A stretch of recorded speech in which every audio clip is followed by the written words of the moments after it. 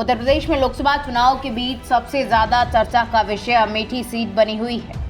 इस सीट पर बीजेपी ने वर्तमान सांसद और केंद्रीय मंत्री स्मृति ईरानी को उम्मीदवार बनाया है, लेकिन दूसरी ओर इंडिया गठबंधन के तहत कांग्रेस ने अभी तक अपने उम्मीदवार के नाम का ऐलान नहीं किया है।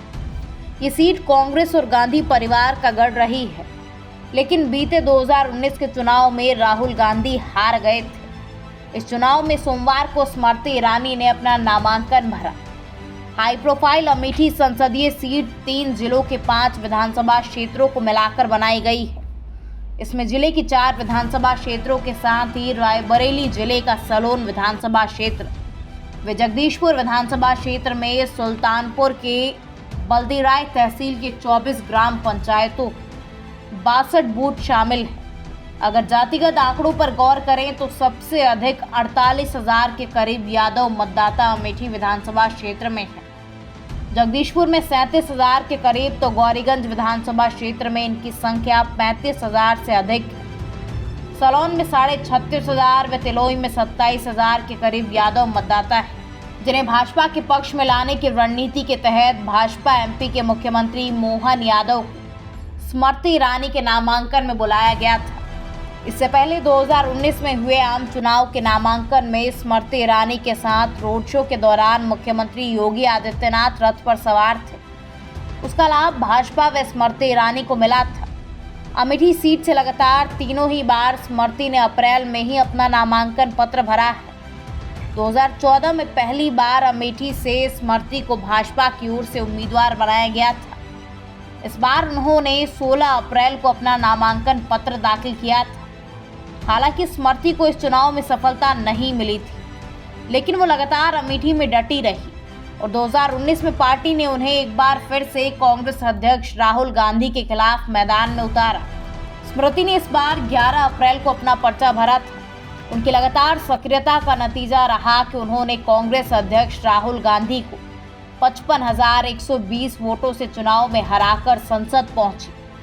आम चुनाव 2024 में एक बार फिर से भाजपा ने उन्हें अमेठी सीट से उम्मीदवार बनाया है और वो 29 अप्रैल अमेठी में होने वाले सबसे दिलचस्प मुकाबले के लिए अपना नामांकन पत्र भर चुकी है।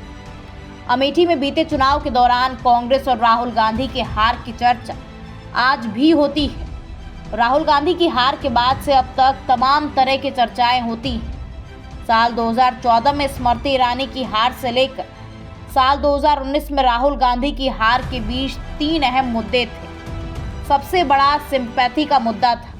साल 2014 में हार के बाद स्मृति ईरानी लगातार क्षेत्र में एक्टिव रही और पार्टी के बड़े नेताओं ने भी उनका पूरा साथ दिया था। साल 2014 हार के बाद स्मृति ईरानी और बीजेपी को अमेठी में एक्टिव रहने का पूरा फायदा मिला था। हालांकि राहुल गांधी की हार के बाद ऐसा नजर नहीं आया है।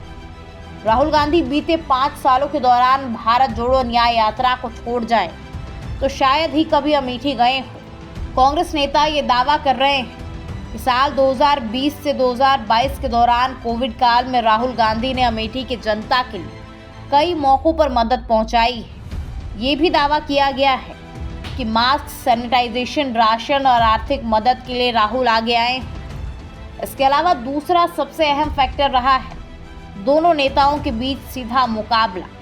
स्मृति ईरानी और राहुल गांधी के बीच 2019 के चुनाव में सीधी टक्कर हुई थी। तब राहुल गांधी को करीब 4.13 लाख वोट मिले थे, जबकि स्मृति ईरानी को वोटों में पिछली बार के मुकाबले ज़्यादा बढ़ोतरी हुई थी। स्मृति ईरानी को इस बार करीब 4.68 लाख वोट मिले थे। उन्होंने लगभग 55,000 वोटों के अंतर से जीत दर्ज की थी। इसके अलावा राहुल गांधी ने बीते चुनाव में अमेठी के साथ वायनाड से भी चुनाव लड़ा था। बीजेपी ने उनके खिलाफ इस मुद्दे को जबरदस्त तरीके से मुद्दा बनाया और कांग्रेस पूरी तरह राहुल गांधी के 2 जगह से चुनाव लड़ने के मुद्दे पर घिरी हुई नजर आई थी। राहुल गांधी के वायनाड से चुनाव लड़ने की वजह को बीजेपी ये समझाने में सफल रही कि उन्हें यहाँ हार का डर है। अब देखना दिलचस्प होगा कि साल 2024 के लोकसभा चुनाव में कांग्रेस और बीजेपी की क्या रणनीति होगी। इस बार सपा और बसपा का अलायंस नहीं है। ऐसे में बसपा अगर अपना उम्मीदवार उतारेगी तो वो किसके लिए संकट और किसके लिए संकट मोचक बनेगी, ये तो 4 जून को ही पता चलेगा।